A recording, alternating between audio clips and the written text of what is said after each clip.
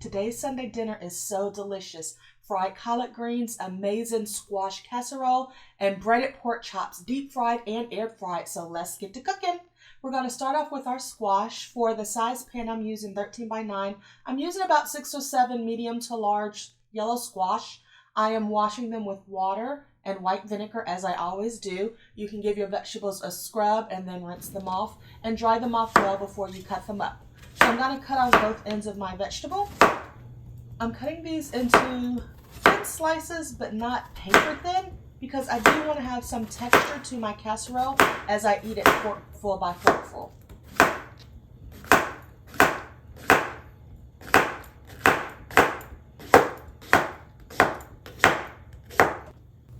Now I'm cutting each piece in half so that it will be easier to get a forkful of this cheesy casserole because the pieces will be in the half moon shape.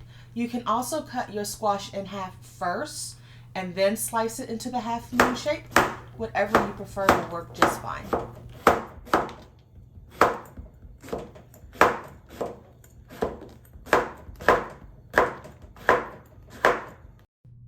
Place your cut squash in a bowl to set it to the side as you completely cut all of your squash. And it's at this time you can put your cut squash into your pan just to verify that the pan is big enough to hold all of your squash. This is perfect for my 13 by 9 pan. The seasonings we're going to use include sea salt, black pepper, ground mustard, thyme, garlic powder, onion powder, and assortment of cheeses, as well as sour cream, yellow onion, panko breadcrumbs, eggs, and of course the star, our squash. So I'm going to start off with a mixing bowl and I'm going to add 1 cup of sour cream. Next up, I beat 2 eggs in a separate bowl that I'm now adding to my sour cream. I left 1 egg to the side. I'll decide closer towards the end if I need to add it or not. Now I'm going to season up my mixture so far. You'll notice that I did crack my eggs in a separate bowl. That way if the egg got into it, as I cracked it, it would be easier for me to get it out instead of having it mixed with the sour cream already. So I am seasoning this. I'm adding about a teaspoon or 2 of each seasoning. The seasonings that I'm using here do not contain salt, so you can use more if it's a seasoning that you know you like. I am going to season at some other points in this dish as well. So the only thing that contains sodium is the actual sea salt. The other seasonings did not.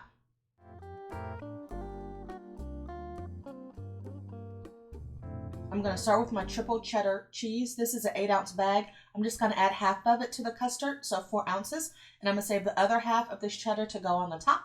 The same with my 5 cheese Italian blend. This contains provolone and mozzarella and Asiago. I'm just going to use half of the bag to go in the custard mixture. And then I'm adding about a cup, 3/4 of a cup of chopped yellow onion and give it a stir. Again, you're going to season this to your preference, but this video gives you a good start of some seasonings that do taste good. Now, I decided that I will need more custard for the amount of squash I have. So I have beat up the 3rd egg that I had sitting out, and I'm adding that to my mixture.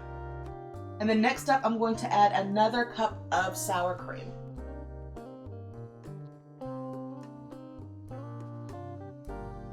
So I'm going to take my baking pan. It's 13 by 9 inches. And I'm going to spray it with my olive oil cooking spray on the bottom and the sides. And then I'm going to set that pan to the side so that I can mix my squash with the custard mixture. There's so many different ways to make and season squash casserole. This is just the first way that I tried, but I'm certain I'll try again with some slightly different seasonings and different ingredients in the custard. So here you just want to make sure that each piece of squash is completely covered in the custard so that it bakes with all that deliciousness on it. And now I'm going to add my mixture to my baking pan. This is a pretty big and heavy bowl, so I was trying to get a good shot for you for the camera. But in this pan, I'm only going to add about half first because I want to make sure that I add some additional seasoning, because remember I added the additional egg as well as the additional cup of sour cream. So I'm adding more ground mustard as well as onion powder and garlic powder, and you can add, of course, the seasonings that you like. Complete seasoning would probably be good in this, maybe some paprika. I'm adding some of my cheese. So I'm adding the Italian cheese here in the middle. And that's why I only added half, because I wanted to make sure I added seasoning and cheese to the center of this dish as well. So now that I added the second half, I'm just spreading it out evenly across the top.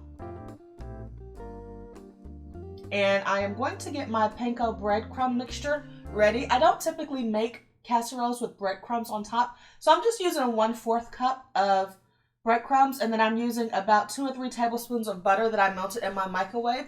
These are seasoned breadcrumbs. If you don't have seasoned breadcrumbs, then you can certainly add onion powder, garlic powder, Italian seasoning to yours. Now, if you know you do like breadcrumb mixture, you can certainly do 3/4 cup of breadcrumbs to have a more crunchy top. That would be delicious. You just want to increase the amount of melted butter so that your breadcrumbs get nice and golden and stay moist on top. So you can do 3/4 cups of panko breadcrumbs and about 4 or 5 tablespoons of butter that you melt. So I'm going to add the remainder of my cheddar cheese on top. I love the beautiful yellow color of this cheddar cheese, so that's why that's the one on top. And I'm adding my buttered breadcrumbs. I actually did like this crunchy texture in the final dish, so I'll definitely add that next time as well. You're going to bake this in the oven at 350 degrees for about 45 minutes until it's nice and golden on top. You can start off with a piece of aluminum foil so that your cheese doesn't burn too early. While that's cooking, I'm going to get my cabbage going. I have 2 heads of cabbage, but I'll probably just use 1.5 heads for this dish. The first thing that I do is I take the leaves, outer leaves off of the cabbage, and I break the white thick core that's in the middle bottom of these leaves. Because it's thicker, it will take longer to cook. It's more fibrous and it'd be harder to chew. So I just rip that out by hand.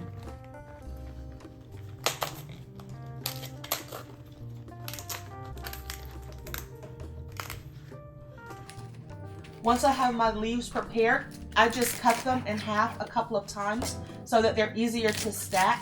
And then that way when I cut them, it will be easier for me to cut them into the shape that I want.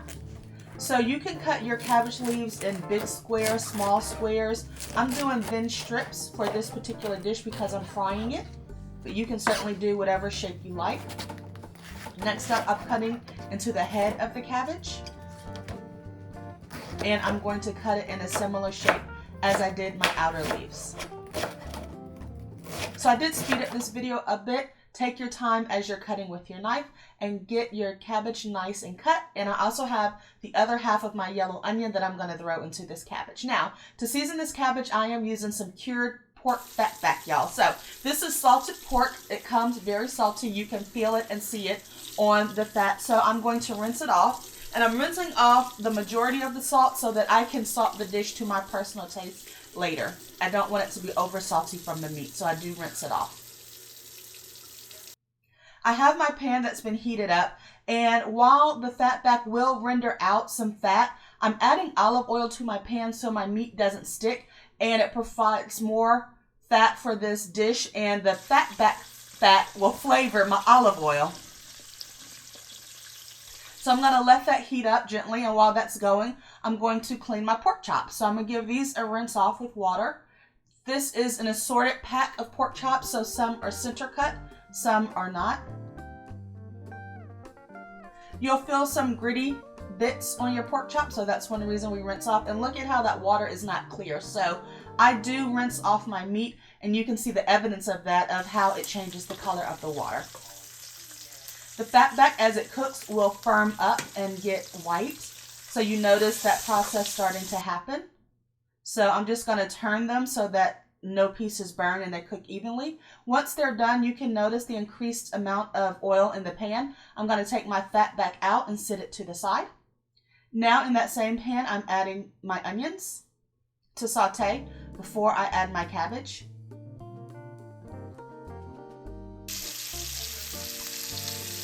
I do have 2 pans because the second pan is going to be fried cabbage with olive oil but no fat back in it.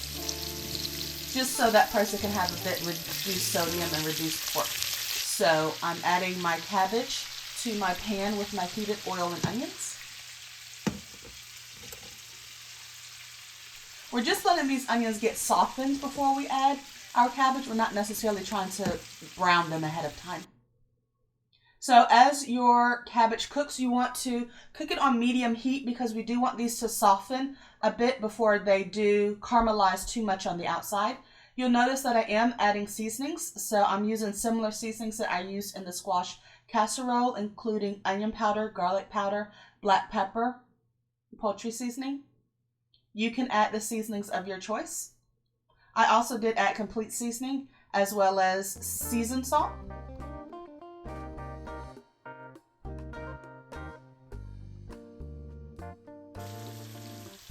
I'm adding some of the fat back to the pan to add flavor. When you do add the crispy fat back to the pan, it will soften up a bit, and that's completely okay.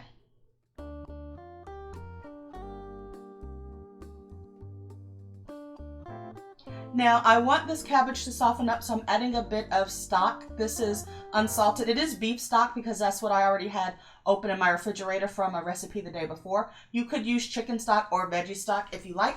So while that's going, my squash casserole is ready out of the oven. It is bubbling. It is golden. It looks so delicious. We're going to let that sit for a good 20 or 30 minutes before we cut into it. And now we're going to come up and season our cleaned pork chops. We're going to season these with some mustard. And for my breading, I like to use half cornmeal, half flour. And I like yellow cornmeal because of the color it will help give the final dish. So whatever amount of meat you have will determine how much breading you need to make. So you can eyeball it at first, and then if you need more, you can add more. I'm seasoning my cornmeal flour mixture with seasoned salt, black pepper, complete seasoning. Of course, onion powder and garlic powder, and smoked paprika. As you begin to season your flour, you may decide that you don't smell enough of one particular seasoning or you don't see it enough. So that's how I felt with my complete seasoning. So I added a little bit more to get that yummy flavor that I want. I'm also seasoning my meat. Some people might do one or the other, season their meat or their flour. I like to do both. Except I won't season them both with salt. I'll just pick one for that and then add salt at the end if I need to. So now that my pork chops are seasoned, I'm adding mustard.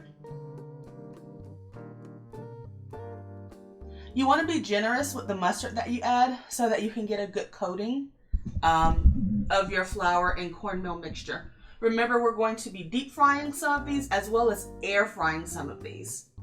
So we want to be sure that our coating stays on pretty good.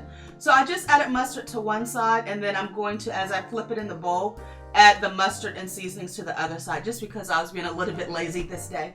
So do that, and then make sure you cover each piece very well with your cornmeal and flour. And you can see these are coated. Before you cook them, of course, you're going to shake them over the bowl in order to shake off the excess flour. And y'all, dinner is almost ready. So I checked on my squash casserole. Now I have a piece of foil. I'm just going to start off with air frying a couple of pieces. And the only downside with doing this is that my air fryer can only hold 2 or maybe 3 small pieces. So I'm going to spray the pork chop with my olive oil cooking spray on one side and then add it to my pan and spray the second side. You can also spray your basket. So make sure both sides of your pork chop are sprayed with oil before you cook it. Now I'm cooking with my air fryer on 400 degrees for about 18 minutes because I like my pork chops cooked well. You can check it at 16 minutes and see if that's fully cooked for you. Definitely check it halfway through though, so that you can turn it over and make sure that it does cook on both sides. As you see here, it's still very light. So I let it cook for the remainder of time, and look at this, y'all. Look at these air fryer breaded pork chops. You definitely want to add the cornmeal and the breading to get this effect. So my air fryer is kind of small for the number of pork chops I want it to cook, so I did deep fry. I'm frying these in canola oil. Look at how beautiful and golden they are. It almost makes me want to get multiple air fryers so that I can do bigger batches, but I think I like the contrast of having some air fried and some deep fried.